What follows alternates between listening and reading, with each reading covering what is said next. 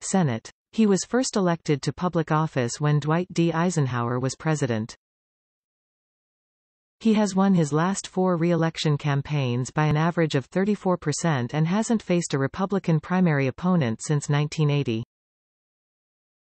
If there's one person in the Republican Party who shouldn't need Donald Trump's help to get re-elected, it's Chuck Grassley.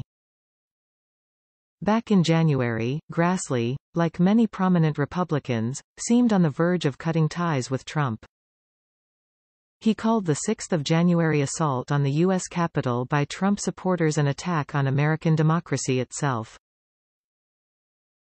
In February, he issued a blistering press release saying that, while he was voting to acquit Trump during his impeachment trial for allegedly instigating the 6th Capitol attack, he condemned the then-president's unwillingness to accept his election loss and called his language extreme, aggressive and irresponsible.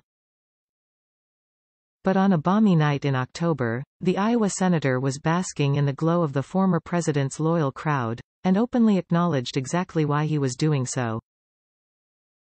"I may have been born at night, but I wasn't born last night," Grassley said. "So if I didn't accept the endorsement of a person that's got 91% of the Republican voters in Iowa, I wouldn't be too smart." Grassley was citing a recent survey by the Des Moines Register showing Trump more popular in Iowa than he ever was during his presidency, and with almost universal support among the state's Republican voters.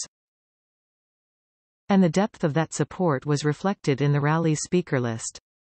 Grassley was joined by Iowa Governor Kim Reynolds, also up for re-election next year, and 2 of Iowa's 3 Republican members of House of Representatives.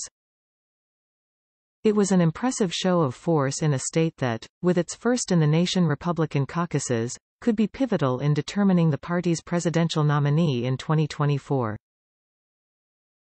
This is where Donald Trump found a lot of his support, in alienated rural landscapes that feels as though they're being ignored and forgotten by the powers that be in Washington, says Rachel Payne Cofield, a professor of politics at Drake University in Des Moines. Donald Trump has always had a knack for speaking to those alienated voters, those people who feel like they're not being listened to, rather than speaking about them. After 4 years in the White House, and despite the election loss and how the last days of his presidency unfolded, those alienated voters are sticking with their guy. A Trump rally, at this point, is a political movement distilled into its purest form. It's the realm of flag-bedecked pickup trucks, vendors selling obscenity-laced signs directed at Biden and MAGA hat-wearing die-hard sporting T-shirts that claim Democrats stole the 2020 election, that vaccines mandates are government dictatorship and, perhaps most importantly, that Trump will be back in 2024. Miss me yet? Read a large sign emblazoned with the president's smiling visage outside the Fairgrounds. Inside the rally, the answer was an unequivocal yes. "We really want him back," says Shanoa Hansen, who drove 5 hours from Wisconsin to attend her first Trump rally. "He came from the same kind of people we are, so I definitely think he has a better voice than most of the other people in office." Hansen may get her wish. Trump has already hired 2 Iowa-based staffers with campaign experience. His rally speech, while dominated by complaints about the 2020 election and swipes at members of his own party, closed with what sounded like a campaign platform.